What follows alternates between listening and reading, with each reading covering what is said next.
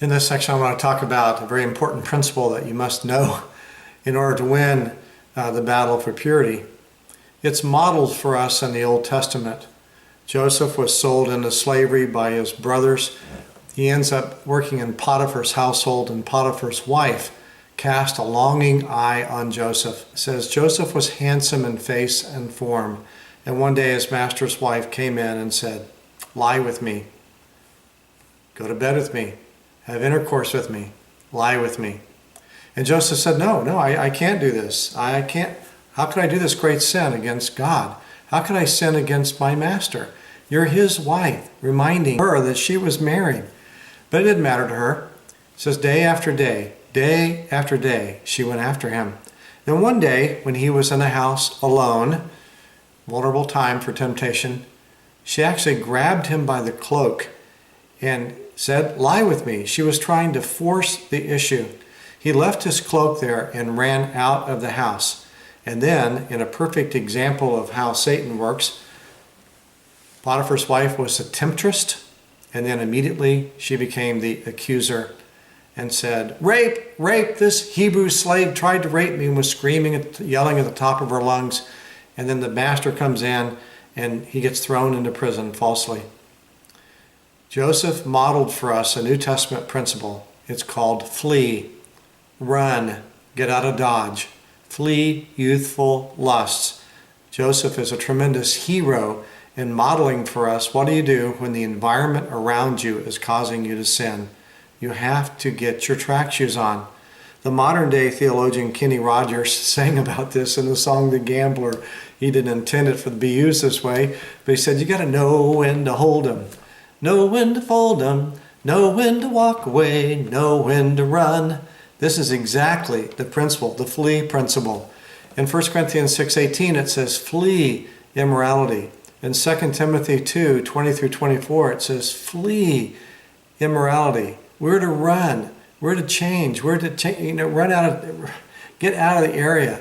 I had a friend who was deployed on a Navy ship, and one of his buddies, quote buddies, found out that he was a virgin. He was 27 years old, flying warplanes off a U.S. Aircraft carrier.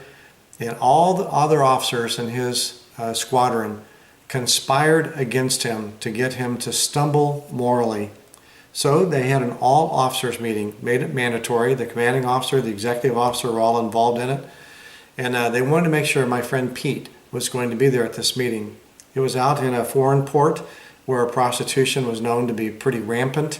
In fact, prostitutes in this one particular area could make more money in a week in the sex industry than a school teacher could make in a month. And so parents were selling, if you would, their daughters into harlotry.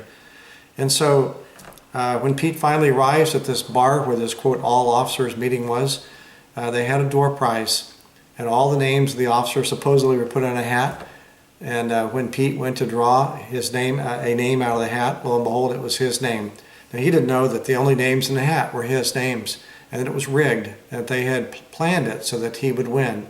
And as soon as he won, all these officers in half states of drunkenness and with hookers on their arms were cheering and yelling, and the prize was a prostitute. And she came out and started trying to do a dance, trying to turn him on, and all the officers were cheering, "Go, go, Pete, go." And Pete recognized what was going on, and he fled. He ran out of that bar amidst all the catcalls and laughters.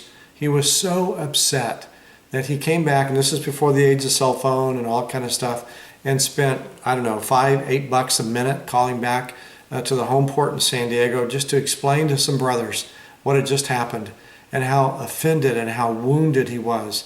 That the very men he was willing to lay down his life for were trying to take that which he had purpose to keep for his wife. And it was just heartbreaking for him. Well, Proverbs 4 says that some wicked men, some cannot sleep unless they've caused others to stumble. And it's just part of our reality. It's part of the facts of life that we live in a fallen world, and we live in a world that's not our friend. And so we could go into a movie house, not do a good job of figuring out what the movie was about ahead of time by reading movie reviews. We could start watching situations that are very sensuous, that will turn you on, or a TV show, or you get into a situation where you're alone with a woman and next thing you know is it's not a good situation for your purity and for your integrity. The solution is the same for all. You get up, you turn off the TV, you get out of the movie theater, you run out of a bar, you excuse yourself from the situation that you're in, you run, you flee. You do whatever it takes to maintain your purity. In Romans 13:14 it says, "Put on the Lord Jesus Christ and make no provision for the flesh." No provision. Most of us make just a little bit of provision, but the standards in scriptures are absolute. We're to make no provision. Now this means with computers, you put filters on your computers, or you get an internet service provider that actually filters out the porn before you get it, or you put porn blocking software on, or if that doesn't work, you get rid of your computer, or you put filters on your TV, or you put blocks so you can't access any adult movies. You put filters on your phone so you can't dial phone sex lines. Whatever it takes, you take a different route to work. You have to do whatever it takes in order to keep your environment around you from leading you into sexual immorality and sin. Flee youthful lusts. It says, aim at righteousness, faith, love, and peace, along with those who call upon the Lord from a pure heart. You can do it. God can give you and will give you the grace. I just ask God, God, give me the grace to run. Help me to flee. Help me not to stay in an area where I could be tempted.